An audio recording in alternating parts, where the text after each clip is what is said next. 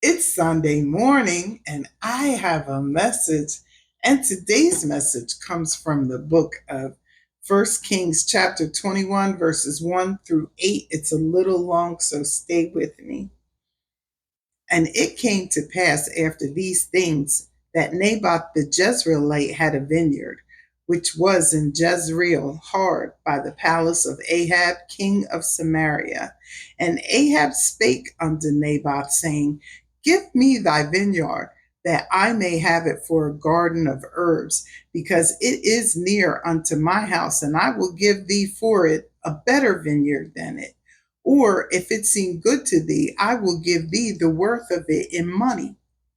And Naboth said to Ahab, The Lord forbid it me that I should give the inheritance of my fathers unto thee. And Ahab came into his house heavy and displeased because of the word which Naboth the Jezreel had spoken to him. For he had said, I will not give thee the inheritance of my fathers. And he laid him down upon his bed and turned his face away and would eat no bread.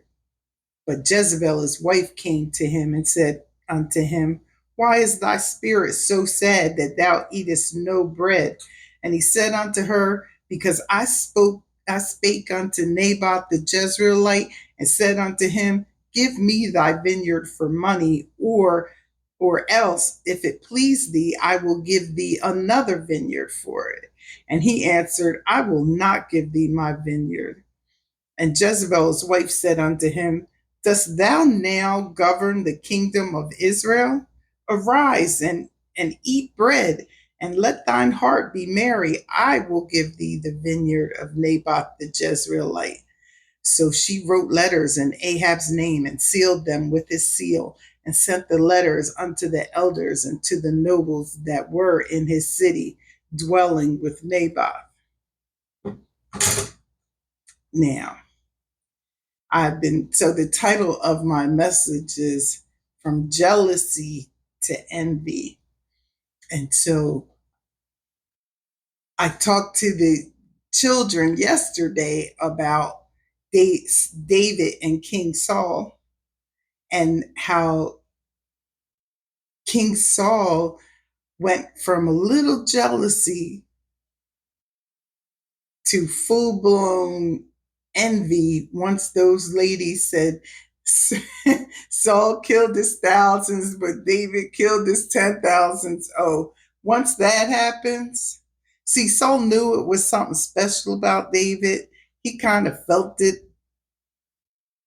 But oh no, when the people started loving on David more, or how he perceived it as more than him, oh, it went into pure envy. Remember, David's a young guy, Saul's the king, but he's getting a little older. David's this spry warrior out there doing escapades, I guess, doing feats out there on the battlefield. And so, yeah, Saul got really envious. And that envy, so that jealousy seethed in him, and it turned into envy. And that envy caused him to want to kill David. He was chasing David all over the kingdom. He was going to kill him. It was so bad that David would sit at the table and have supper with them, and he would throw a spear at David. So, but we're here to talk about Ahab and Naboth. So Ahab, jealous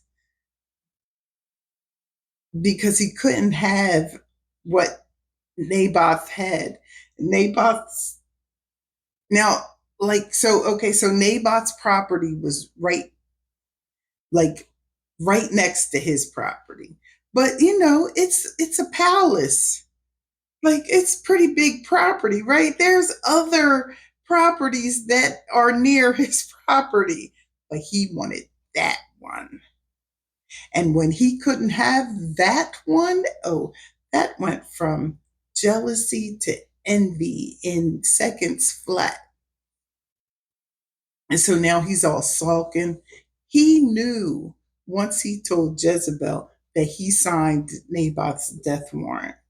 We know Jezebel killed God's prophets, like 500 of God's prophets. She went to town on God's prophets.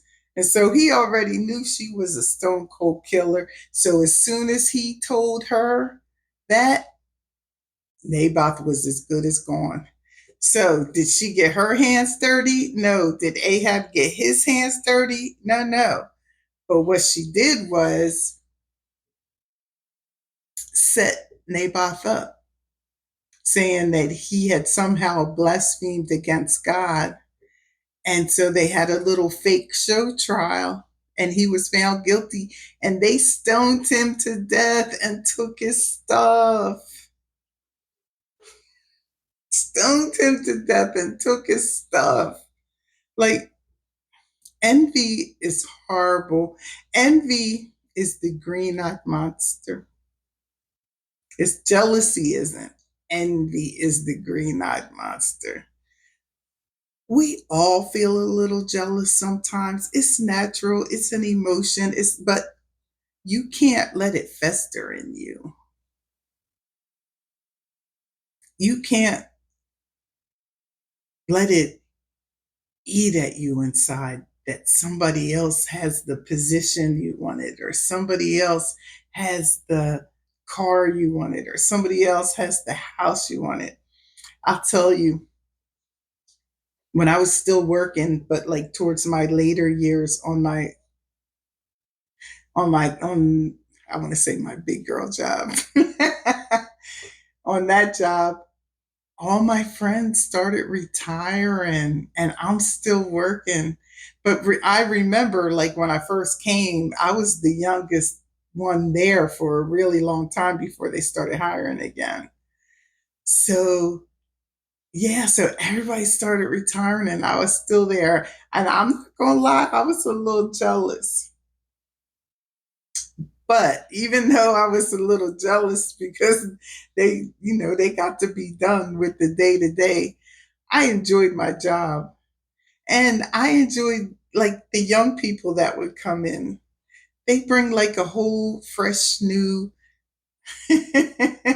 fresh new attitude and atmosphere. And I love talking to them, and they would teach me stuff on the computer that I didn't know.